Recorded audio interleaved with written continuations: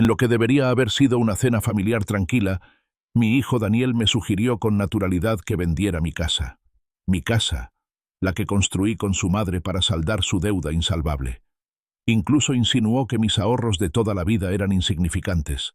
Simplemente asentí, con una silenciosa tormenta formándose en mi interior. No tenía ni idea de la fuerza que acababa de despertar. Acompáñame a descubrir cómo transformé esta traición en mi mayor regreso. Dale a me gusta, comparte y dime desde qué ciudad me estás viendo. La suave luz de la lámpara de mesa proyectaba largas sombras sobre mi sala, iluminando las páginas de mi libro. Era una noche de martes tranquila y poco común, de esas que tanto aprecio después de toda una vida de ajetreo. El único sonido era el suave susurro de las páginas al pasarlas, un ritmo reconfortante en la quietud de la casa. Entonces, el timbre estridente e insistente del teléfono rompió la calma, sacándome de mi tranquilo ensimismamiento. El corazón me dio un vuelco. ¿Quién llama tan tarde? Miré el identificador de llamadas y se me hizo un nudo en el estómago. Daniel, mi hijo. Hola, hijo mi conmanco. Su nombre solía provocar una sonrisa, una sensación de cariño, pero no a estas horas. Respondí, con una sensación de pavor inmediato. ¿Daniel? ¿Está todo bien? Su voz, cuando llegó, no era el tono seguro y confiado al que estaba acostumbrada. Era áspera, tensa, cruda, con una desesperación que me dio escalofríos. «Papá», jadeó. La palabra en sí misma era una súplica. «Necesito tu ayuda, urgente». Me incorporé, olvidé el libro y pensé en cada terrible situación. ¿Mis nietos? ¿Sara? ¿Qué pasa, hijo? ¿Qué ha pasado? Respiró entrecortadamente. El sonido crepitó por la línea telefónica como estática. Yo cometí un error, papá. Un error garrafal. La confesión salió a borbotones. Un torrente de autorrecriminación y miedo. Había invertido en criptomonedas. Una inversión especulativa que, según me había asegurado, era el futuro. Habló de contratos inteligentes y finanzas descentralizadas, términos que apenas entendía, pero en los que confiaba. Ahora, reveló, el mercado se había desplomado. Lo había perdido todo. No solo su inversión inicial, sino la asombrosa suma de $50.000. Las cifras me impactaron como un puñetazo. 50.000. ¿De dónde sacaría semejante cantidad de dinero? Entonces llegaron las revelaciones más profundas y repugnantes. No solo había usado sus ahorros, había vaciado su fondo de emergencia, el dinero reservado para calamidades inesperadas. Había tocado las cuentas de ahorro para la Universidad de Clara y Ben, el fondo al que todos habíamos contribuido durante años, soñando con un futuro brillante. Y lo peor de todo, había sacado un préstamo con garantía hipotecaria, poniendo en juego su propio techo en una apuesta que había fracasado estrepitosamente. Apreté la mandíbula con tanta fuerza que podía sentir la tensión irradiando por mi cráneo. Mi hijo, padre el mismo, lo había puesto todo en peligro. Los acreedores, dijo Daniel con voz entrecortada, apenas un susurro, amenazan con un embargo para el 15 de enero. Papá, falta menos de un mes. Ni siquiera puedo pagar un abogado. No sé cómo vamos a pagar la compra la semana que viene, y mucho menos esto. Sus palabras pintaron un panorama desolador y aterrador. El 15 de enero. Apenas unas semanas para que mi hijo su esposa y mis nietos lo perdieran todo. Mi mente inmediatamente evocó imágenes de Clara, con sus ojos brillantes e inquisitivos y la falta de dientes delanteros, y del pequeño Ben, que todavía insistía en que lo llamaran Superman. Vi a Sara, mi nuera, un pilar de fuerza y bondad, con el rostro marcado por la preocupación. Su hogar, un lugar lleno de risas y del aroma de los pasteles de Sara, un santuario donde mis nietos crecían, de repente se sintió frágil, a punto de ser arrancado. La idea era insoportable. Sentía un dolor físico en el pecho, una necesidad desesperada de protegerlos de las consecuencias de la imprudencia de Daniel. Mis ahorros, me oí decir, y las palabras se me escaparon antes de que pudiera procesarlas del todo. Tengo algo de dinero ahorrado. No es mucho, pero quizás pueda ayudarte con un abogado o a salir adelante un tiempo. Podemos encontrar una solución. Pensaba en mis modestos ahorros, acumulados cuidadosamente durante décadas, suficientes para cubrir mis propias necesidades y quizás dejarles algo a mis hijos. Pero la respuesta de Daniel fue rápida, cortante y desdeñosa. «Papá», lo interrumpió con un dejo de impaciencia en el tono, «no estamos hablando de unos pocos cientos de dólares. Es dinero de adultos». Sus palabras me impactaron como una bofetada en la cara. Dinero serio para adultos. La insinuación flotaba pesadamente en el aire, como una manta gruesa y sofocante. Me trataba como a una niña. Mis ahorros, mi modesta pensión, toda una vida de planificación meticulosa, todo reducido a insignificantes monedas. El dolor era agudo, un dolor inesperado bajo mi preocupación por su situación. Allí estaba yo, ofreciéndole todo lo que podía, y él, en efecto, me estaba diciendo que era irrelevante, que mi contribución financiera merecía el desprecio. Mi orgullo, viejo y frágil, se quebró. Entonces, Daniel cambió de tema, y su voz adquirió un tono extrañamente tranquilo, casi serio, que me provocó otro escalofrío. «No, papá, tengo una solución real, algo que puede resolver nuestros problemas». Esperé, con el estómago apretado, sintiendo ya hacia dónde iba esto. «¿Sabes cómo siempre te quejas del mantenimiento de esa casa enorme?», continuó, con un tono peligrosamente suave. «El mantenimiento, las reparaciones, los impuestos de la propiedad, es demasiado para una sola persona, la verdad. Mi casa, mi hogar, el lugar donde viví más de 40 años, donde Daniel y su hermana crecieron, donde su madre y yo construimos una vida juntos, viendo el cambio de estaciones desde las mismas ventanas por las que ahora miraba. La casa que guardaba toda una vida de recuerdos, resonando con risas y lágrimas. «Podrías venderlo», dijo, como si hablara de un coche viejo. «Vale al menos 300.000, probablemente más en este mercado. Piénsalo. Podrías comprarte un bonito apartamento en algún sitio, algo que requiera poco mantenimiento. Y el dinero que te sobre sería más que suficiente para pagar tus deudas de juego». La audacia, el descaro de su sugerencia. ¿Vender mi casa? ¿Para resolver sus problemas? Y luego, para retorcer el cuchillo, insinuando que el dinero restante cubriría mi deudas de juego. Debió haberme oído mencionar de pasada cómo a veces compraba un billete de lotería, una apuesta inofensiva por diversión, que nunca superaba los pocos dólares. Él lo había tergiversado, magnificado, convertido en arma. Mi temperamento, que normalmente ardía lentamente, se encendió al instante. «No era apostar, Daniel», espeté con la voz tensa por la indignación. «Era invertir. Unos dólares por el sueño de una victoria imposible, no gastarlo todo en una fantasía digital». La distinción, aunque insignificante en el contexto, se sintió profundamente importante en ese momento. Mis pequeños caprichos no eran nada comparados con su desenfreno imprudente. No se inmutó. Su voz, sorprendentemente tranquila, me heló la sangre. «Mamá lleva 3 años fuera, papá. No va a volver porque mantienes su habitación exactamente igual». Las palabras quedaron suspendidas en el aire. Un golpe brutal y calculado. Él había llegado hasta allí. La había utilizado. Mi difunta esposa, su madre, el amor de mi vida.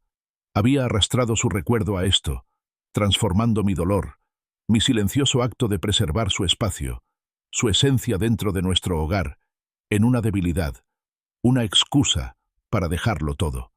Fue una manipulación fría y cruel, diseñada para romper cualquier barrera emocional que pudiera haber tenido. La casa no era solo ladrillos y cemento. Era un monumento viviente a nuestra vida en común, y Daniel simplemente lo había desestimado todo con indiferencia.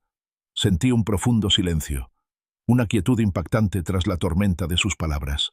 Las palabras de Daniel, cortando la línea telefónica con la precisión del bisturí de un cirujano, me dejaron tambaleándome.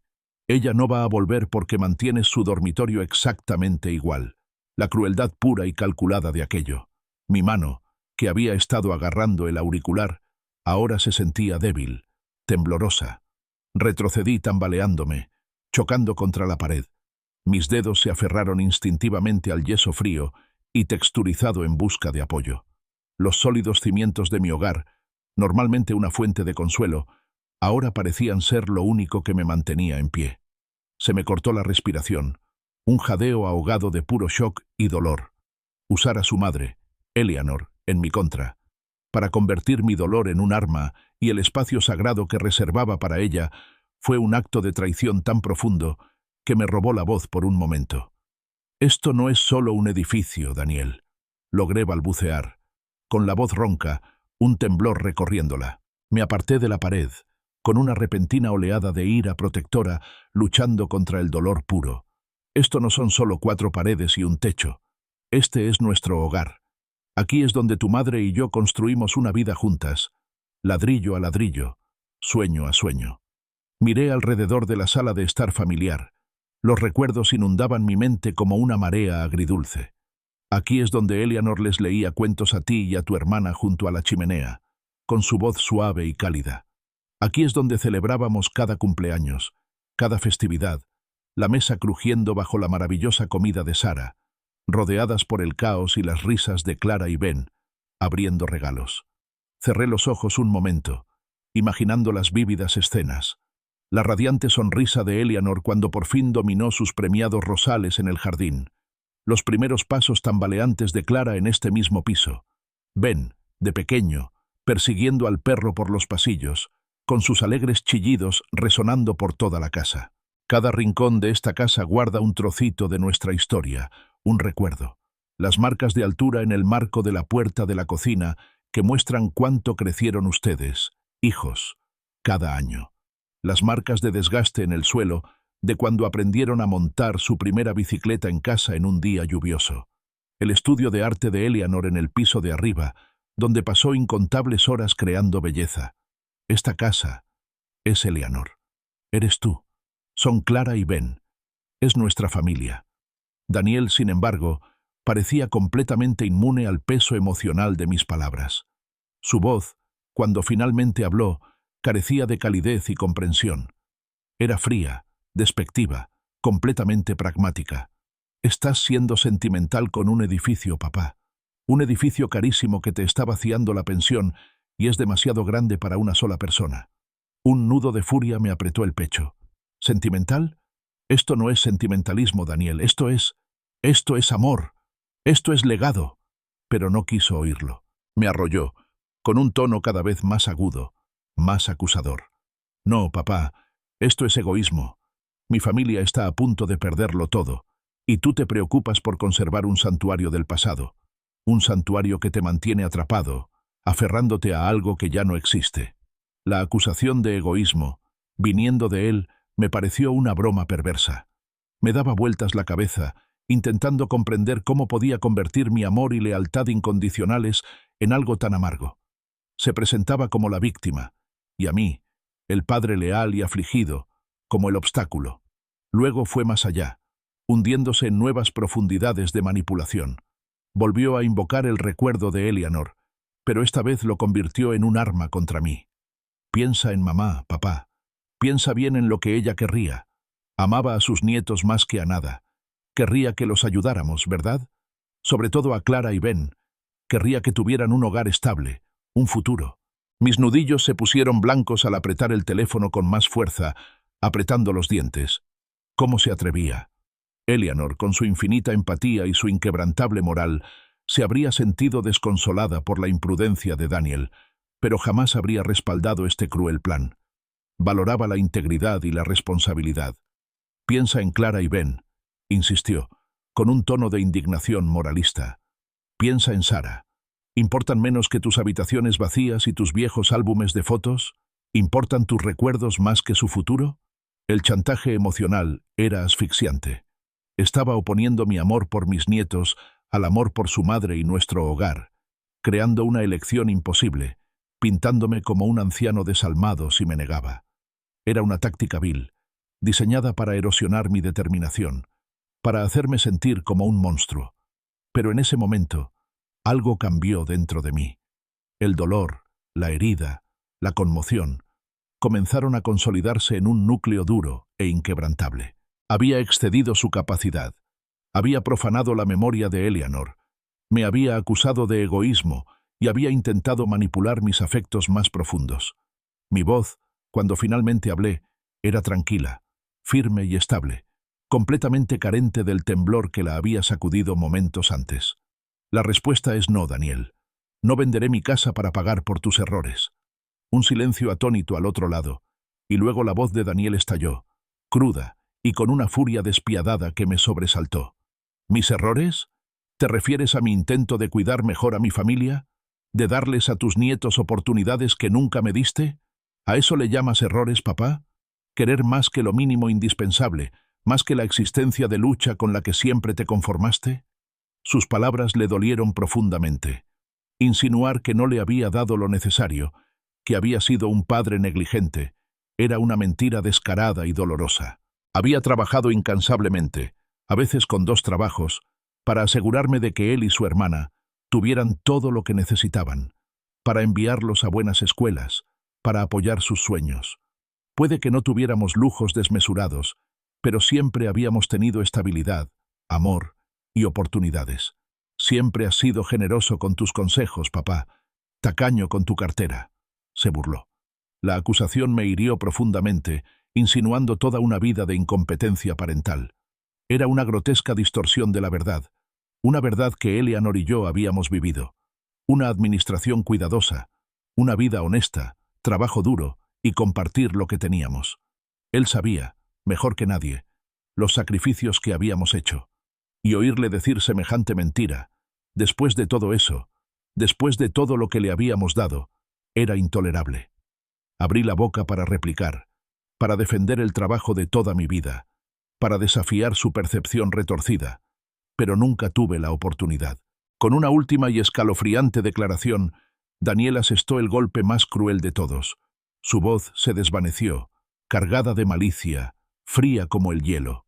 Disfruta de tu casa vacía, papá. Disfruta de tus preciados recuerdos. Espero que te mantengan caliente cuando mueras solo en ese lugar. Y entonces, con un clic agudo, la línea se cortó. Me quedé allí, con el auricular aún pegado a la oreja, escuchando el zumbido hueco de una línea desconectada. Bajé la mano lentamente, dejando el teléfono en su lugar con un golpe sordo. Todo mi cuerpo temblaba, un temblor profundo que me invadía profundamente y me vibraba por cada miembro. El repentino silencio en la casa ya no era apacible. Era hueco, frágil, resonando con el fantasma de las palabras de odio de Daniel. La santidad de mi hogar se sentía violada, manchada por la crueldad de mi propio hijo. Me senté en la tenue luz de mi cocina, con la llamada resonando en mi mente. Cada una de las duras palabras de Daniel era una herida fresca. La calidez familiar de la habitación, normalmente tan reconfortante, ahora me resultaba extraña, casi hostil. Miré la desgastada mesa de madera donde Eleanor y yo habíamos compartido innumerables comidas, donde nuestros hijos habían hecho sus tareas, donde Clara y Ben solían desayunar. A través de la cínica mirada de Daniel, todo se transformó. Los ecos de las risas se convirtieron en susurros fantasmales. Los preciados recuerdos se transmutaron en el peso opresivo de un santuario del pasado. Mi casa vacía, mis preciados recuerdos. Palabras destinadas a condenar, a aislar. Me sentí expuesta, vulnerable, como si él hubiera desprendido capas de mi vida y las hubiera encontrado deficientes. El silencio, antes un consuelo, ahora se sentía pesado, sofocante. Justo cuando su peso amenazaba con aplastarme, el teléfono volvió a sonar. Me estremecí, con el corazón dando un vuelco. ¿Daniel? ¿Llamaba para disculparse? ¿O para desatar otro torrente de insultos? Me quedé mirando la pantalla iluminada, con la mano suspendida, vacilante. Entonces vi el nombre. Harold Peterson. Hal. Mi vecino, mi amigo de 40 años, mi confidente. Una oleada de alivio, tan potente que casi me dobla las rodillas, me invadió. «Hal», respondí, con la voz todavía un poco temblorosa. «Hola, viejo», retumbó la voz familiar y áspera de Hal a través de la línea, rompiendo la penumbra al instante. «¿Todo bien por ahí? Tu luz sigue encendida». Y me pareció oír gritos hace un rato. «¿No te volverás a meter en una pelea con un mapache?» La alegría de Hal fue un alivio, pero me conocía demasiado bien. Hizo una pausa y luego cambió de tono, volviéndose más serio. «No, espera. No es eso, ¿verdad? Parece que algo te está molestando. A ver si lo adivino. Daniel está al teléfono otra vez, pidiendo dinero, ¿verdad?» Su percepción inmediata me dejó atónita.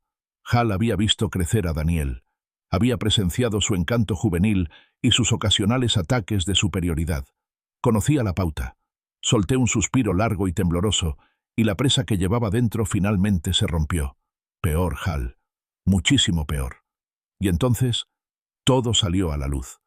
El desastre de las criptomonedas, la vertiginosa suma de $50.000, los fondos de emergencia, los ahorros para la universidad, el préstamo con garantía hipotecaria, la escalofriante amenaza de ejecución hipotecaria para el 15 de enero. Y, finalmente, la exigencia de Daniel de que vendiera mi casa, mi legado, para rescatarlo. Mientras hablaba, la enormidad de su petición y la crueldad que la acompañaba se solidificó en mi mente, haciéndome comprender realmente la profundidad de su desesperación y su falta de límites.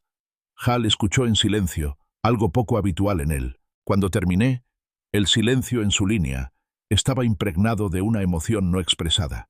Entonces se le escapó un gruñido. «Ese pequeño manipulador», estalló finalmente, con la voz impregnada de puro disgusto. «Usa a tus nietos como palanca emocional y luego te ataca cuando no funciona. ¿Qué clase de hijo hace eso?» Su ira, reflejo de mi propia furia no expresada, era extrañamente reconfortante. Pero incluso con la validación de Hal, las insidiosas semillas de duda que Daniel había plantado seguían supurando. «Y si tiene razón, Hal», me oí decir, con palabras frágiles y débiles. «¿Y si yo soy egoísta?» No dejaba de decir que me aferraba a un santuario del pasado, que mis habitaciones vacías importaban más que el futuro de Clara y Ben.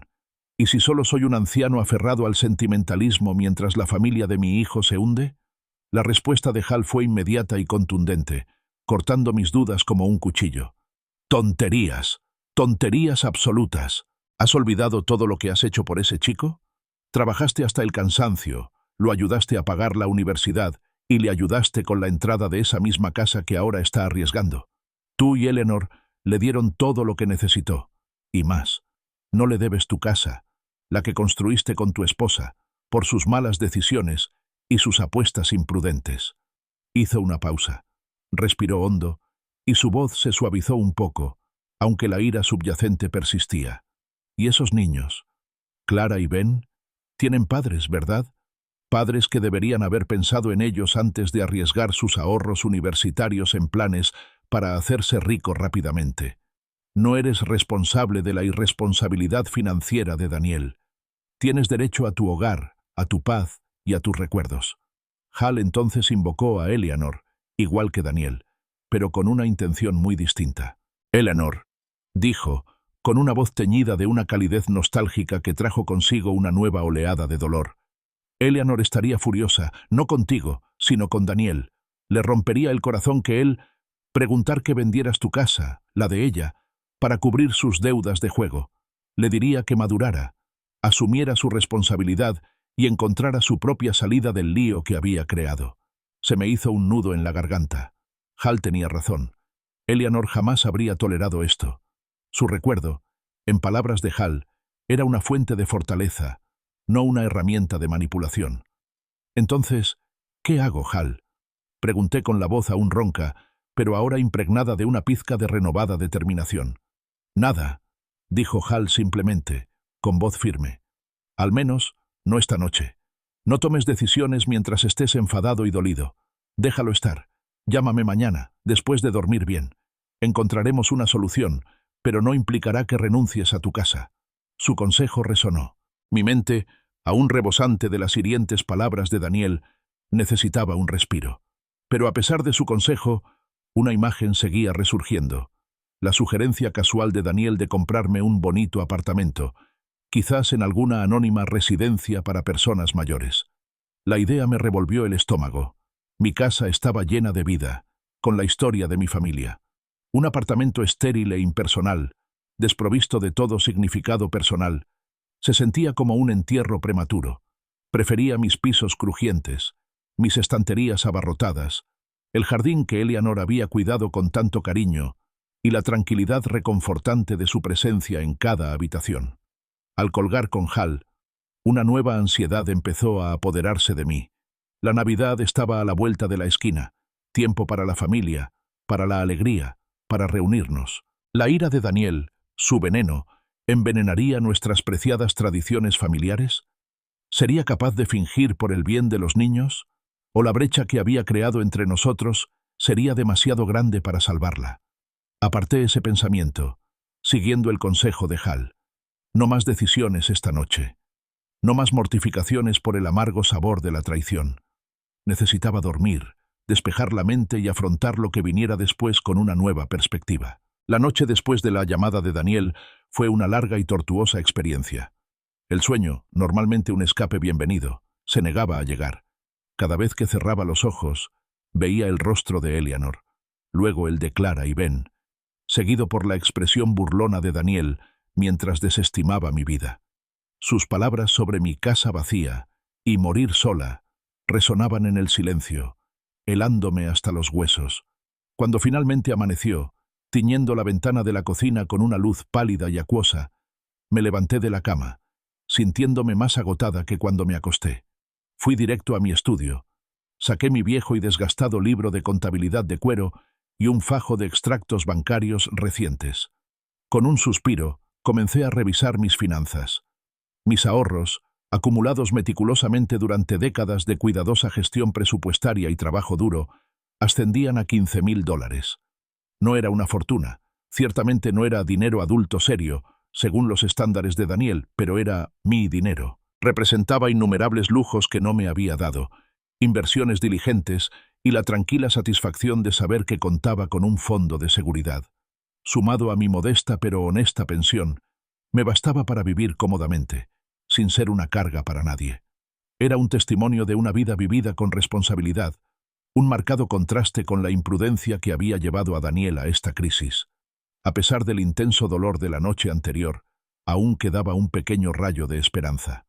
Yo era su padre. Él era mi hijo. Seguramente podríamos encontrar puntos en común.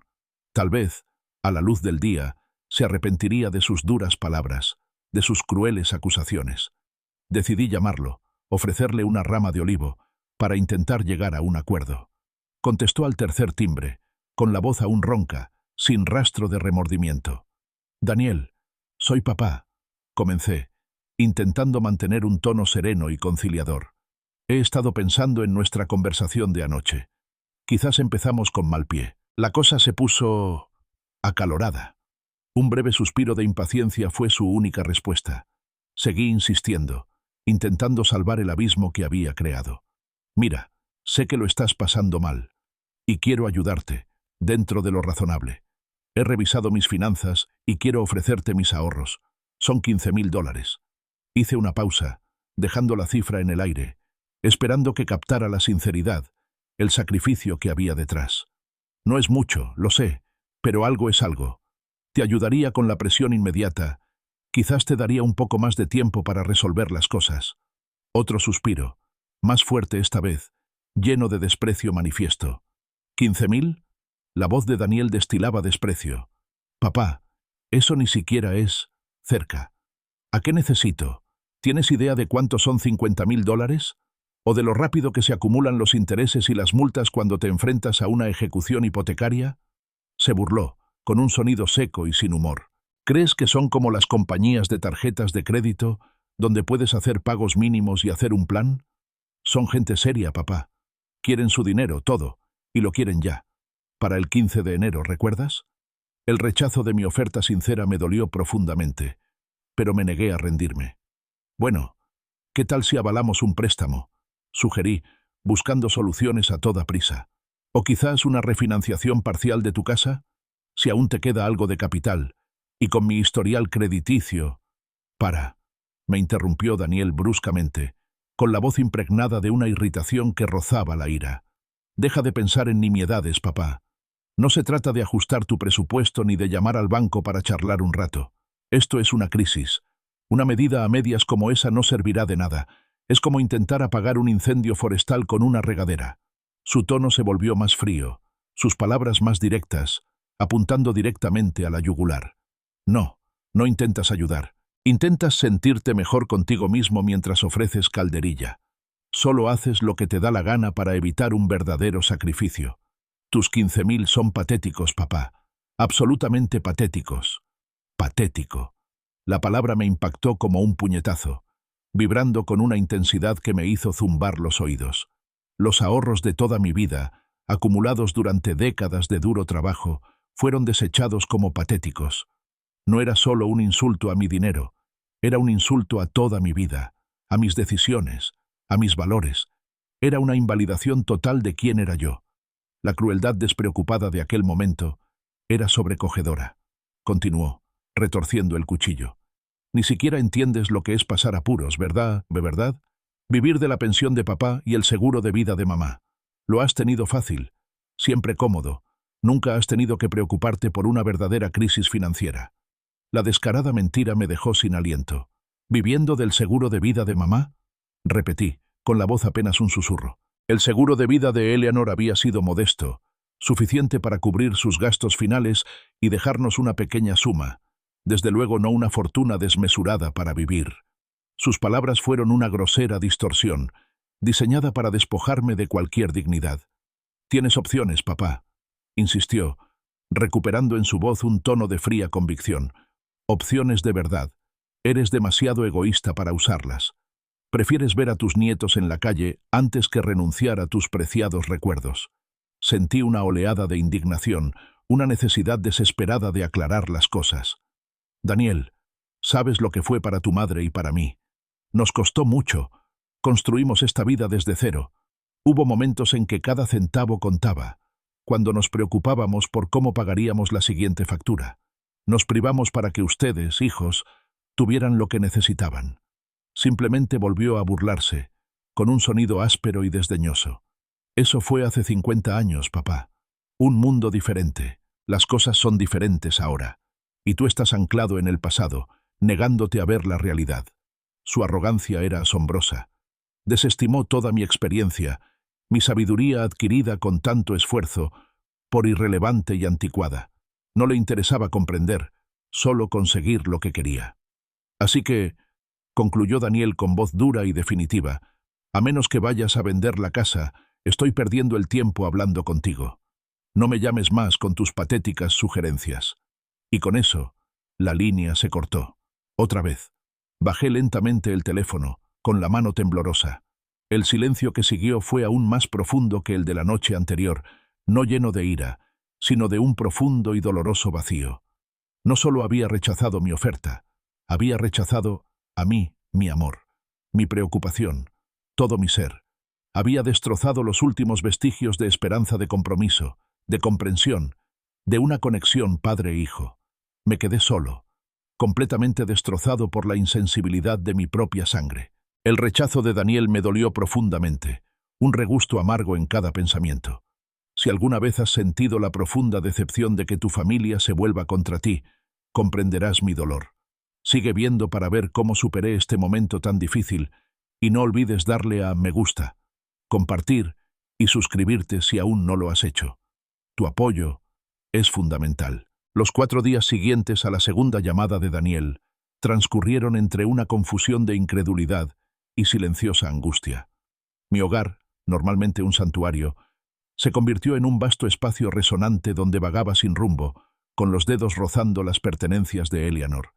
Cada roce era una punzada de recuerdo. Su sillón favorito, aún con la tenue huella de su figura.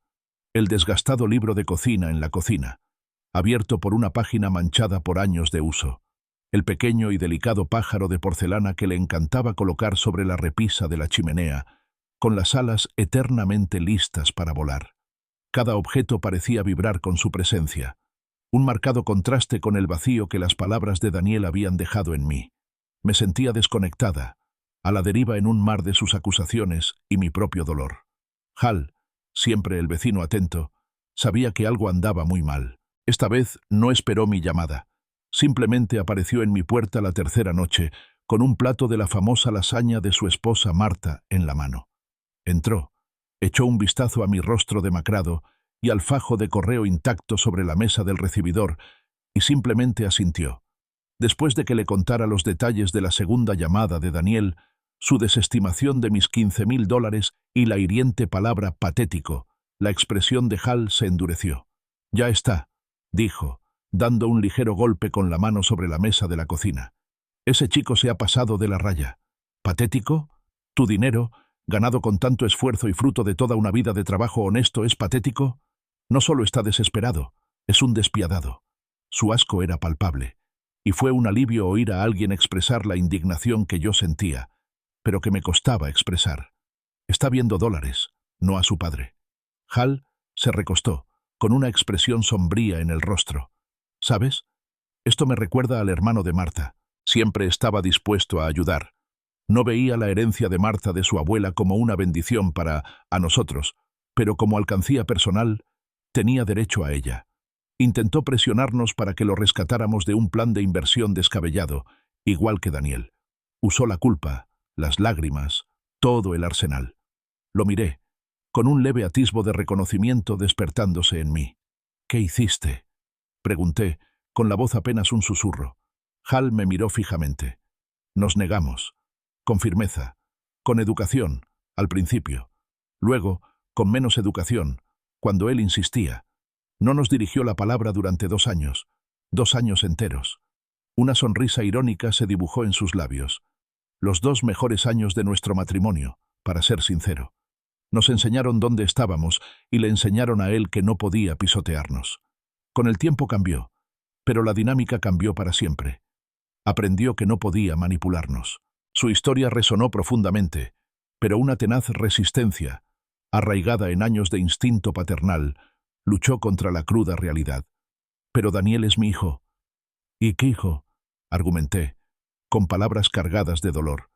No es solo un pariente lejano. Yo lo crié. Lo amo. Hal suspiró, con un tono de cansancio en su voz. Y es un hombre de 42 años, esposo y padre. Es responsable de sus propias decisiones, de su propia familia. Tu amor por él no significa que tengas que permitir su comportamiento destructivo, sobre todo cuando eso implica sacrificar tu propia seguridad y dignidad. Más tarde ese mismo día, me encontré en mi estudio, una habitación llena del silencioso murmullo de la historia. Las paredes estaban cubiertas de libros, mi viejo escritorio cubierto de papeles dispersos, incluyendo mis documentos financieros meticulosamente organizados. La presencia de Eleanor, como siempre, era fuerte. Sus amables críticas a mi presupuesto, sus sugerencias de inversión, su inquebrantable convicción en nuestra cuidadosa planificación. Mientras estaba allí sentada, rodeada por la evidencia tangible de nuestra vida en común, del camino prudente y responsable que habíamos elegido, las palabras de Daniel parecieron desvanecerse, reemplazadas por una claridad escalofriante. La comprensión me asaltó, fría y descarnada. Daniel ya no me veía como su padre. No veía al hombre que le había enseñado a montar en bicicleta, le había ayudado con sus tareas o lo había acompañado durante sus calenturas infantiles. Veía un obstáculo, un viejo testarudo que se interponía entre él y la solución a su ruina financiera autoinfligida. Ya no era una persona a la que apreciar, era un recurso al que explotar, una barrera incómoda para su desesperada necesidad de dinero. Esa noche, Hal volvió a llamar. Podía percibir el cambio en mi voz, la emoción cruda que aún latía bajo la superficie. Creo que mi hijo se ha ido, Hal, confesé, con un sabor a ceniza en la boca. El Daniel que conocí, el niño que crié, ya no está. No sé quién es esta persona que ha ocupado su lugar. Hal escuchó pacientemente. Quizás, sugirió con dulzura, ese Daniel que conocías siempre estuvo ahí, en el fondo. Quizás simplemente le pusimos las cosas demasiado fáciles. Tú y Eleanor siempre le dieron tanto. Siempre lo apoyaron cuando tropezó. Quizás nunca aprendió realmente las consecuencias de sus actos, porque siempre tuvo un resguardo. Siempre te tuvo a ti. Sus palabras, aunque difíciles de oír, resonaban con una dolorosa verdad. ¿Acaso Eleanor y yo, en nuestro deseo de darle una vida mejor, habíamos debilitado sin querer su capacidad para afrontar las dificultades? Eleanor, continuó Hal, con voz más suave, se le rompería el corazón, sin duda, pero también estaría furiosa con Daniel por hacerte pasar por esto. Y querría que te protegieras. Querría que protegieras tu hogar, tu futuro, todo lo que construyeron juntos. Después de la llamada volví a recorrer la casa, pero esta vez no vi un santuario del pasado, como Daniel lo había llamado con tanta crueldad.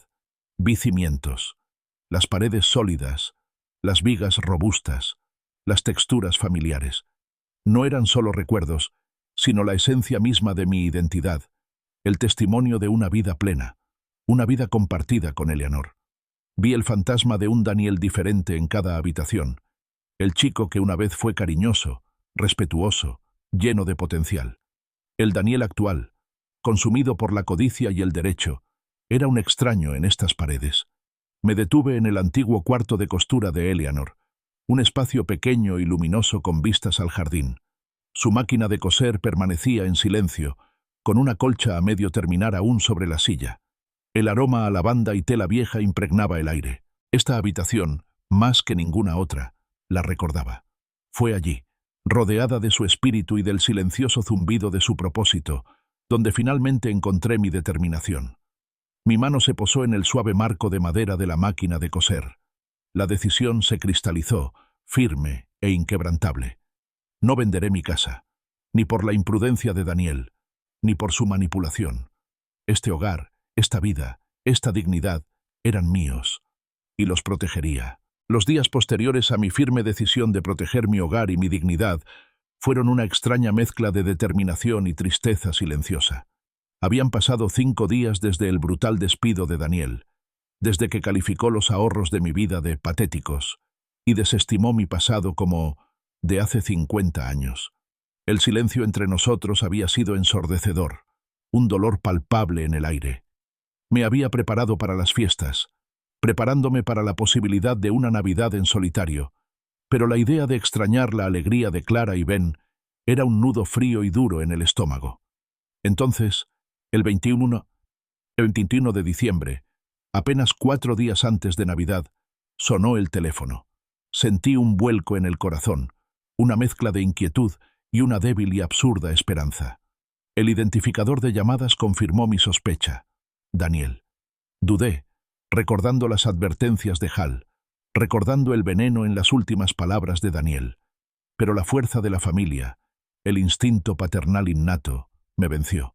Contesté. «Papá». Me llegó su voz, más suave de lo que la había oído en días, con una incertidumbre que casi me desgarraba tras su reciente agresión. Te debo una disculpa, una muy grande. Me pasé completamente de la raya. Las palabras fueron inesperadas, un bálsamo para mi espíritu herido, pero también una fuente inmediata de sospecha.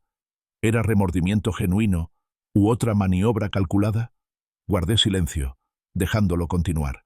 La Navidad es en 4 días, continuó, con una voz ligeramente forzada, casi teatral.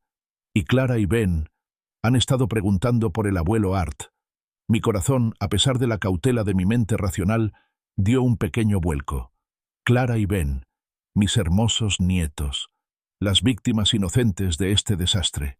La sola mención de sus nombres era una poderosa arma emocional. Entonces, de fondo, oí la voz de un niño, débil pero inconfundible. «¡Regalos! ¿Trae regalos el abuelo Art?» Era Ben, el pequeño Ben, que creía en Papá Noel, en la magia y en la inquebrantable presencia de su abuelo. El sonido de su voz, llena de inocente emoción, me impactó como un puñetazo. La cautela que había construido a mi alrededor empezó a resquebrajarse. Daniel continuó, con la voz más suave y arrepentida. «Sé que te lastimé, papá. De verdad. Dije cosas que no debía haber dicho y lo lamento profundamente. La presión ha sido inmensa y arremetí. Fue injusto contigo y no estuvo bien». Hizo una pausa, dejando que sus palabras flotaran en el aire, permitiendo que la disculpa calara hondo. «Pero papá, es Navidad. Por favor, ven a cenar. Volvamos a ser una familia. Solo por las fiestas. Por los niños». Las advertencias de Hal sobre la manipulación, sobre el uso de influencias emocionales por parte de familiares, resonaron con fuerza en mi mente. Era exactamente lo que él había mencionado. La disculpa repentina, la mención de los niños, el momento oportuno. Todo parecía cuidadosamente orquestado.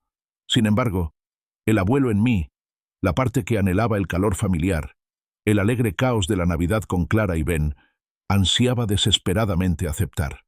Era una atracción visceral, un deseo doloroso de creer que el hijo que conocía Aún estaba en algún lugar bajo las capas de su desesperación. Respiré hondo, intentando calmar mis pensamientos. «Daniel», dije con voz cautelosamente neutral, «¿le has contado a Sara toda la verdad? ¿Sobre los 50.000? ¿Sobre el préstamo con garantía hipotecaria? ¿Sobre la fecha límite del 15 de enero?» Un instante de vacilación. «Una parte», admitió, bajando un poco la voz. «Lo suficiente para explicar por qué he estado tan estresado. Ella sabe que las cosas van mal. Estoy trabajando en ello, papá. Te lo prometo. Pero esta noche, ¿podemos simplemente centrarnos en la Navidad? Sin hablar de dinero, papá», añadió rápidamente, notando mi vacilación. «Sin presiones. Solo cena familiar. Solo Navidad. Para los niños. Sara está haciendo su famosa costilla, ya sabes, esa que te encanta. Y Clara», su voz se animó, como si supiera exactamente qué carta jugar. «Clara se pasó toda la tarde en el colegio haciéndote una taza de barro. Tiene el asa un poco torcida, pero estaba muy orgullosa de ella». La imagen del rostro sincero de Clara, elaborando con esmero un regalo para su abuelo, era casi insoportable. Pensar en la costilla de Sara, una tradición familiar, un toque de comodidad y hogar, empezó a derretir los últimos vestigios de mi determinación. Era una combinación poderosa: el amor inocente de mis nietos, la promesa de una comida familiar y entrañable, y la fugaz esperanza de la reconciliación. El tono de Daniel se suavizó aún más, casi juguetón, un tono que no había usado conmigo en semanas. «Vamos, papá. Los niños nunca me perdonarían si el abuelo se perdiera la Navidad. Y ya sabes cuánto tiempo le dedica Sara a esa costilla. Se desperdiciará si no estás ahí para comerte la mitad». Soltó una risita forzada y quebradiza que intentaba transmitir frivolidad. Los muros que había construido con tanto cuidado durante los últimos días se derrumbaron. El profundo dolor emocional por ver a Clara y Ben, por participar en la única festividad que sentía verdaderamente sagrada, eclipsó mi cautela, mi cinismo, e incluso las bienintencionadas advertencias de Hal. Quería creerle. Quería creer que, solo por Navidad, podríamos volver a ser una familia. «¿A qué hora?», pregunté, y las palabras salieron de mis labios antes de haber tomado la decisión conscientemente. Daniel suspiró aliviado. «A las 6. No llegues tarde, viejo. Tienen muchísimas ganas de verte». «Estaré allí», confirmé y colgué. Tras la llamada, un silencio denso se apoderó de mi sala. Sentí una mezcla confusa de alivio y profunda inquietud. La disculpa, aunque bienvenida, se sentía frágil, casi performativa. Las promesas de no hablar de dinero parecían demasiado buenas para ser verdad. Una vocecita en el fondo de mi mente susurraba sobre manipulación, sobre una tregua temporal diseñada para los intereses más profundos de Daniel. Pero la perspectiva de ver a mis nietos, de abrazar a Clara y Ben, de compartir su alegría navideña pura y sin adulterar, era una tentación demasiado fuerte para resistirla. Mi cautela, por ahora, tuvo que ceder ante el anhelo de un abuelo. La mañana del 22 de diciembre amaneció con una ligereza que no había sentido en días. El peso sombrío de las acusaciones de Daniel se había disipado, reemplazado por una cautelosa anticipación. La promesa de la cena de Nochebuena, de ver a Clara y Ben, había despertado algo latente en mi interior. Me desperté tarareando los villancicos favoritos de Eleanor, una melodía agridulce que llenó la casa silenciosa. Entré en la cocina, cogí el calendario y con un gesto marqué el 24 de diciembre. Ese pequeño gesto fue como recuperar un trocito de alegría robada. Mi primer recado del día me llevó a la bulliciosa juguetería, un lugar que solía temer durante el ajetreo navideño. Pero hoy, ni siquiera las multitudes pudieron apagar mi ánimo. Imaginé la mente inteligente y curiosa de Clara, y enseguida me decidí por un juego de química infantil, con gafas protectoras y bata. Para Ben, mi pequeño Superman, encontré un kit detallado de maqueta de avión, del tipo que sabía que le encantaría construir con mi ayuda. Nos imaginé, encorvados sobre la mesa del comedor, pegando con cuidado las pequeñas piezas, con su rostro iluminado por la concentración. El simple acto de elegir sus regalos fue como una reconexión, una silenciosa rebelión contra la oscuridad que Daniel había intentado sembrar sobre nuestra familia. Al salir de la juguetería, con los brazos cargados de bolsas de colores brillantes, una voz familiar me gritó: «¡Arte!». ¿Vamos a una operación clandestina? Era Hal. Se acercó, recorriendo con la mirada las bolsas de la compra, luego mi rostro, con una expresión de preocupación grabada en sus facciones. ¿Has tenido noticias de Daniel? Asentí, con una pequeña sonrisa en los labios. Se disculpó, Hal. Me invitó a la cena de Nochebuena. Por los niños. La expresión de Hal no se suavizó. Al contrario, se volvió más preocupada. Tomó una de las bolsas con el ceño fruncido. Art, te equivocas. Llámalo corazonada, pero algo no me cuadra en el repentino cambio de opinión de Daniel. Sobre todo después de cómo te habló. Sentí una familiar actitud defensiva crecer en mi interior. La gente cambia, Hal. Quizás se arrepienta de verdad. Quizás se dio cuenta de que se pasó de la raya. Hal negó con la cabeza lentamente. La gente no cambia tan rápido, Art, no cuando está bajo tanta presión. El estrés revela quiénes somos realmente. No nos transforma de la noche a la mañana en santos. Piénsalo. Te llama patético, te cuelga, te ignora durante 5 días mientras te hundes en la miseria, y de repente recuerda que te quiere justo cuando es Navidad y necesita algo de ti. Sus palabras, aunque directas, estaban impregnadas de una lógica innegable. El momento sospechoso. El cambio abrupto. Pero no quería oírlo. Quería creer en la mejor versión de mi hijo. Dijo que había tenido tiempo para pensar, repliqué débilmente, y mencionó específicamente a Clara y a Ben. Hal suspiró. Un sonido profundo y cansado. Exactamente. La gente manipuladora usa cualquier influencia que le sirva, Art. ¿Y qué mejor influencia que niños inocentes? Su Navidad, su decepción si el abuelo no está... Es una jugada clásica, diseñada para hacerte sentir culpable por decir que no, para ponerte en una posición en la que no puedas negarte. Sus palabras me tocaron la fibra sensible, perturbando la frágil paz que había encontrado. Sin embargo, la imagen del rostro expectante de Clara y el grito de alegría de Ben eran demasiado fuertes como para ignorarlos por completo. Agradecí a Hal su preocupación, le prometí tener cuidado y me dirigí rápidamente a casa, dejándolo allí de pie, con el ceño fruncido por la preocupación. Esa noche, pasé horas estudiando viejos álbumes de fotos.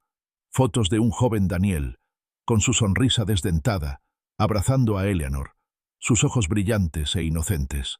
Lo vi graduarse del kinder, luego del instituto, luego de la universidad. Los recuerdos felices me inundaron, un bálsamo para las heridas del presente. Busqué en cada fotografía, en cada recuerdo, un atisbo de ese dulce niño, de ese hijo cariñoso. Deseaba desesperadamente que, bajo las capas de codicia e ira, aún existiera, esperando a ser redescubierto. El 23 de diciembre, me lancé de lleno a los preparativos. Saqué la vieja caja de recetas de Eleanor, con las tarjetas amarillentas por el tiempo, y encontré su receta favorita de tarta de manzana. Los aromas familiares a canela, nuez moscada y manzanas para hornear pronto llenaron la casa, un aroma reconfortante que disipó algunas de las dudas persistentes. El meticuloso proceso de pelar, cortar, mezclar y tejer la masa enrejada fue terapéutico, un ritual tranquilo que me conectó con Eleanor y con tiempos más felices. Más tarde, envolví con cuidado el juego de química de Clara y el kit de aeromodelismo de Ben, asegurándome de que cada lazo estuviera perfecto y cada etiqueta escrita con precisión. También encontré un pequeño regalo sentimental para Sara, una muestra de mi agradecimiento por su bondad y fortaleza. Fueron gestos de amor, de esperanza por lo que podría ser la Navidad, una oración silenciosa para que la familia volviera a ser familia. Esa tarde, el teléfono volvió a sonar. Era Daniel, y esta vez, su voz tenía una calidez genuina que me sorprendió. Parecía interesado. «Hola, papá, solo para ver cómo estás. ¿Cómo van los preparativos de Navidad? ¿Conseguiste algo bueno para los niños?» Le hablé del juego de química y del avión a escala. Incluso recordó la receta de tarta de manzana de Eleanor. «Madre mía, ya la huelo», rió, un sonido genuino y espontáneo que me provocó una punzada de nostalgia. «Los niños están como locos, preguntando cuándo viene el abuelo Art. Clara le estaba enseñando a Ben la taza que te hizo. Prácticamente le dio un sermón sobre por qué no debería tocarla hasta que la hayas visto. Su calidez, su compromiso aparentemente auténtico, disiparon mi última resistencia. La imagen de Clara custodiando su regalo hecho a mano, la palpable emoción de mis nietos, Disiparon las últimas advertencias de Hal, las últimas dudas cínicas. Sonaba como mi hijo otra vez, el hijo que conocí. Tengo muchas ganas de que llegue mañana, Daniel, le dije con sinceridad. Tengo muchísimas ganas. Después de colgar, preparé mi ropa para Nochebuena. Una camisa blanca impecable, mis pantalones de tweed favoritos y el suéter rojo de lana que Eleanor me había tejido una Navidad, años atrás. Era suave, cálido, y aún conservaba el ligero aroma de su perfume. Mientras lo doblaba con cuidado, dejé de lado por completo las advertencias de Hal. A veces, me dije, vale la pena correr riesgos, sobre todo por la familia, sobre todo en Navidad. Llegó la Nochebuena, fresca y fría, pero mi corazón se sentía cálido con una esperanza cautelosa. Me puse con cuidado el suéter rojo que Eleanor me había tejido. Su calidez era un consuelo tangible contra el frío invernal. Mientras conducía por la ruta familiar hacia la casa de Daniel, las calles brillaban con luces navideñas y me encontré tarareando un villancico en la radio. Ensayé conversaciones en mi cabeza. Imaginé las risas, la alegría, la paz de una familia reunida. Alejé las ansiedades persistentes, las advertencias de Hal y los amargos recuerdos de las duras palabras de Daniel. Esta noche, me dije, era sobre la familia, era sobre la Navidad. Cuando llegué a la entrada, Daniel ya estaba en la puerta, con una amplia sonrisa. Parecía genuinamente feliz. Me recibió en el porche y me dio un abrazo firme e inesperado que irradiaba calidez. «Papá, lo lograste. Sabía que no lo extrañarías». Su voz era cordial, sin la tensión reciente, y por un momento me permití creer. Este era mi hijo. Antes de que pudiera entrar del todo, Clara y Ben irrumpieron detrás de Daniel, un torbellino de energía y emoción. «¡Abuelo Art!», gritó Clara, lanzándose hacia mis piernas, mientras Ben se aferraba a mi mano dando saltos. «¡Te extrañábamos! ¿Trajiste trucos de magia? ¿Trajiste regalos?» Su alegría inocente era contagiosa, disipando cualquier vestigio de mi duda. Me arrodillé y los abracé a ambos. Sus pequeños brazos me envolvieron en una ola de amor puro y puro. Sara salió de la cocina, secándose las manos con un paño de cocina. Su sonrisa era cálida, como siempre, pero noté una ligera tensión en sus ojos, una sutil tensión que desmentía el ambiente festivo. Me abrazó con cautela, un apretón rápido, casi de disculpa. «Art, me alegro mucho de verte. Feliz Navidad». Su voz era suave, un poco más baja de lo habitual. La apertura de regalos fue un caos alegre, tal como lo esperaba. Clara chilló de alegría con su juego de química, poniéndose inmediatamente las gafas protectoras y declarándose científica. Ben abrió los ojos de par en par al ver el kit de maqueta de avión, mientras sus deditos recorrían los intrincados detalles de la caja. Daniel interpretó a la perfección el papel de padre orgulloso, instruyendo a Ben sobre qué pieza elegir, riendo mientras Clara mezclaba brebajes imaginarios. Al observarlos, rodeados de papel de regalo y cinta, sentí una profunda sensación de pertenencia, un profundo alivio. La ruptura, pensé, se estaba solucionando por completo. Mis dudas sobre Daniel, sobre sus intenciones, se desvanecieron, descartadas como paranoia innecesaria. Más tarde, cuando Sara nos llamó a cenar, Daniel insistió en una foto familiar. Nos apretujamos todos en el sofá de la sala, Clara sentada en mi rodilla, Ben apoyado en Daniel. Cuando el flash se encendió, capturando un momento de aparente felicidad familiar, una sonrisa sincera se dibujó en mi rostro. Sí, esto era familia. La cena estuvo preciosa. Sara, con su gusto impecable, había puesto la mesa como si fuera de una revista. Plata reluciente, copas de cristal relucientes y un centro de mesa con ramas de pino y bayas. El aroma de su famosa costilla de primera impregnaba el aire, rico y sabroso. Daniel me sirvió una generosa copa de vino tinto, un cabernet suave y con cuerpo. Levantó su copa con los ojos brillantes. «Por la familia», anunció con voz firme y convencida. «Por el perdón, por las segundas oportunidades y por las personas que más importan». Chocamos nuestras copas y di un largo y agradecido sorbo de vino. Era excelente, intenso y reconfortante. Mientras la conversación fluía, tranquila y ligera, Los niños charlaban alegremente sobre sus nuevos juguetes. Empezó a sentir un ligero mareo. Al principio fue sutil, solo una ligera sensación de mareo en la cabeza, una presión casi imperceptible detrás de los ojos. Lo atribuí al vino, quizás a un exceso de excitación después de unas semanas estresantes. Luego, un leve calambre estomacal, un dolor sordo que volví a descartar, esta vez como la rica comida de Sara, o quizás mi propia anticipación nerviosa. Sara, siempre atenta, me miró desde el otro lado de la mesa. «Art, ¿estás bien? Te ves un poco sonrojado». Fruncía el ceño con preocupación. «Solo un poquito calentito». La tranquilicé, intentando sonreír con naturalidad para disipar su preocupación. «Y un vino estupendo, Daniel». Pero el mareo se intensificó. La habitación empezó a inclinarse imperceptiblemente. La vibrante luz de las velas se difuminaba en los bordes de mi visión. El alegre murmullo de la conversación se desvaneció en un silencio distante, como si estuviera bajo el agua. Me invadieron oleadas de náuseas, frías y húmedas, una repentina y horrible punzada en el estómago. La costilla, antes tan apetitosa, amenazaba con reaparecer de forma inoportuna. La cabeza me daba vueltas, y un latido sordo empezó a latir tras mis ojos. Me agarré al borde de la mesa, intentando anclarme, para combatir la creciente sensación de irrealidad. «¿Papá?» La voz de Daniel, sorprendentemente tranquila, atravesó la niebla. Me observaba con un brillo extraño y calculador en los ojos que no había notado antes. «Te ves un poco pálido. Quizás deberías ir a la cocina a buscar agua. Echarte un poco en la cara».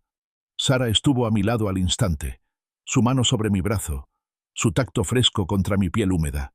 Su voz era un susurro apagado y ansioso. «Daniel, se ve muy mal. ¿Deberíamos llamar a alguien?» Pero Daniel ya se estaba levantando, dirigiéndose a la cocina, de espaldas a nosotros, como para abrirnos el paso. Los niños, al percibir el repentino cambio de ambiente, se habían quedado en silencio, con sus caritas abiertas de aprensión. Mi visión se redujo, una visión de túnel que se cernía sobre la escena festiva, y lo último que oí antes de que el mundo empezara a dar vueltas fue la voz de Daniel, todavía tranquila, casi demasiado tranquila. El corto paseo del comedor a la cocina se sentía como un arduo viaje a través de un vasto y cambiante paisaje. Sentía las piernas desconectadas del cuerpo. Cada paso era un esfuerzo monumental. Respiraba con dificultad, jadeos superficiales que luchaban por llenar mis pulmones mientras las náuseas se intensificaban, revolviéndome el estómago sin parar. El mundo daba vueltas vertiginosas, y las luces festivas del comedor se difuminaban en destellos de color detrás de mí. A través del zumbido en mis oídos, oí el susurro ansioso de Sara. ¿Deberíamos? Su voz estaba ahogada por la preocupación, una súplica desesperada. Y entonces, la interrupción suave y tranquila de Daniel, interrumpiéndola, desestimando su preocupación. «Estará bien», dijo, con un tono carente de verdadera empatía. La escalofriante indiferencia en su voz, incluso en mi estado alterado, me invadió una nueva oleada de temor. Entré a la cocina a trompicones, agarrada a la fría encimera de granito con los nudillos blancos, luchando por mantenerme en pie. Mis ojos, aunque nublados, escudriñaban los alrededores, buscando algo, cualquier cosa, que me ayudara a mantenerme en pie. Y allí, junto a las llaves del coche de Daniel, en el pequeño portavasos de madera junto a la puerta trasera, lo vi, un pequeño frasco de vidrio transparente, no más grande que mi pulgar, con unas gotas de líquido transparente brillando en el fondo. Era el mismo tipo de frasco que había visto en mi botiquín, el que contenía la medicación especializada de Eleanor, el que ahora estaba sospechosamente vacío. Las piezas encajaron con una claridad aterradora, un mosaico de intenciones siniestras formándose en mi mente aturdida. El frasco de medicina vacío, las llaves de Daniel, listas para una huida rápida. El brindis con vino, la enfermedad repentina y debilitante. El momento, justo después de haber consumido el vino. Mi hijo me había envenenado. La comprensión me golpeó con la fuerza de un golpe físico, despojándome de los últimos vestigios de negación. «Bien», grazné, con una voz áspera apenas reconocible, luchando por sonar normal, por mantener la compostura. Era una mentira desesperada y estratégica, Busqué a tientas el teléfono en el bolsillo, con dedos temblorosos luchando por desbloquearlo y marcar al 911. Mi visión se nubló. La pantalla del teléfono se volvió borrosa, un amasijo indescifrable de píxeles. Justo cuando lograba acercarme el teléfono a la oreja, Daniel apareció en la puerta de la cocina. Su máscara de preocupación había desaparecido, reemplazada por una mirada fría y depredadora. Una sonrisa cruel y sin humor se dibujaba en sus labios. «Hombre listo», dijo, arrastrando las palabras, con una voz baja y gélida, como si saboreara el momento. Incluso muriendo, uno se da cuenta de las cosas. Se me heló la sangre. Sus ojos brillaron con una satisfacción escalofriante. «¿Por qué, Daniel? ¿Por qué harías esto?». Logré jadear, con las palabras como una protesta cruda. Se acercó, su sombra cayendo sobre mí como un sudario. «Porque eres egoísta, papá. Priorizaste los recuerdos sobre el futuro de tu hijo. Priorizaste una casa en ruinas sobre la seguridad de tus nietos. No me dejaste otra opción». Sus palabras fueron pronunciadas con una lógica retorcida, una convicción escalofriante que me pintó a mí, la víctima, como el perpetrador. Entonces, con un movimiento rápido y brutal, me arrebató el teléfono de la mano. «Estás sufriendo un infarto, papá», dijo con voz monótona, sin emoción. «Muy triste, muy creíble para un hombre de tu edad. Llamaré a los paramédicos, tarde o temprano». Tiró el teléfono sobre el mostrador, fuera de mi alcance, con una sonrisa repugnante en los labios. «Sara, ¿lo sabe?», susurré, mi voz apenas audible. El pensamiento de su complicidad era una nueva punzada de dolor. «Ya lo sabe», respondió con la mirada fija. «Obedecerá. Por los niños. Clara y Ben merecen un futuro, ¿no? Un futuro que tu terquedad les negaba». Dio un paso atrás, mirando su reloj con indiferencia. «Tienes unos 10 minutos, papá. Disfruta de tus recuerdos». Los bordes de mi visión comenzaron a desvanecerse. Las vibrantes luces de la cocina se atenuaron en una neblina gris. La consciencia se desvaneció, arrastrándome hacia un abismo aterrador. Pero justo cuando la oscuridad amenazaba con consumirme por completo, un gemido distante y penetrante rompió el silencio. Sirenas. Acercándose. ¿Había llamado Hal? ¿Sara finalmente había encontrado el coraje? Una oleada de adrenalina desesperada, una voluntad primitiva de sobrevivir, luchaba contra la oscuridad que se cernía sobre mí.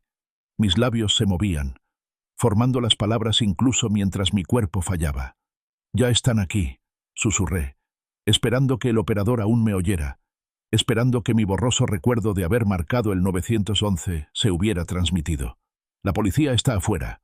La puerta de la cocina se abrió de golpe y entraron 2 agentes uniformados con rostros sombríos. La agente Davis, una joven de mirada penetrante y observadora, estuvo a mi lado enseguida, con la mano en mi brazo. «Señor Vance, tenemos entendido que ha sido envenenado».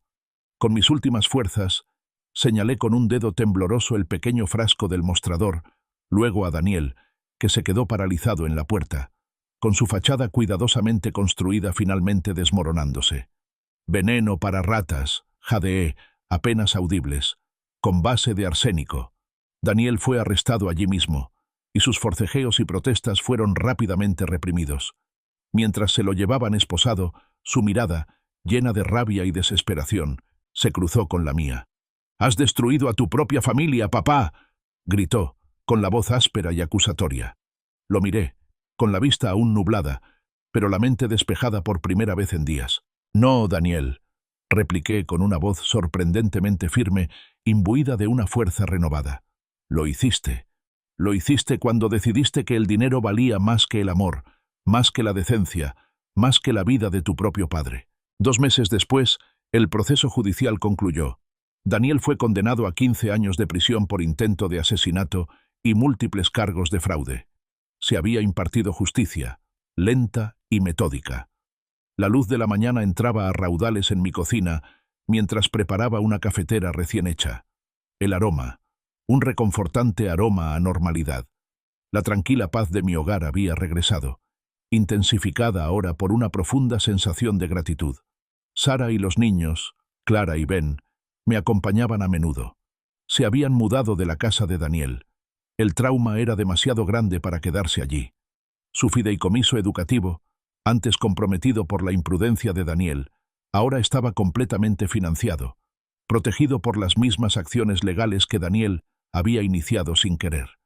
Irónicamente, su intento de robarles el futuro lo había asegurado. El hombre que intentó envenenarme, les dije a Sara y Hal una tarde, sentados en mi sala, tomando el té. No era mi hijo. Era un desconocido. Hal asintió con compasión. El perdón no requiere estupidez, Art. Lo amabas, pero no merecías eso. Más tarde esa semana, me encontré en el jardín de Eleanor, podando los rosales que tanto amaba. El calor del sol en mi rostro y el aroma a tierra fresca me infundieron una serena claridad. Daniel tenía razón en una cosa, aunque sus intenciones fueran maliciosas. Había estado viviendo en el pasado, conservando esta casa como un santuario dedicado a Eleanor, un instante congelado en el tiempo. Y ahora, dijo Hal, uniéndose a mí en el jardín, con una sonrisa cómplice, ahora es un hogar de nuevo, lleno de risas infantiles y cenas familiares, y de gente que elige estar aquí porque se quiere, no porque busque ayuda ni un atajo. Sus palabras resonaron. Mi hogar, antes un remanso de paz, ahora rebosaba de vida y propósito. Ya no era un monumento a lo perdido, sino la base de lo que aún podría ser. Decidí entonces cambiar mi testamento, dejando la casa no solo a Clara y Ben como propiedad, sino como legado. Un legado de decisión, de resiliencia y de valores perdurables. Sería un lugar donde el amor, y no el dinero, realmente importara. Sentado en el columpio de mi porche, viendo a Clara y Ben perseguir luciérnagas al anochecer, una profunda sensación de paz me invadió. Mi casa había sobrevivido. Yo había sobrevivido. Y la justicia, comprendí, no se trataba solo de castigo. Se trataba de protección. Protección de lo bueno, de lo correcto y de lo que realmente importaba.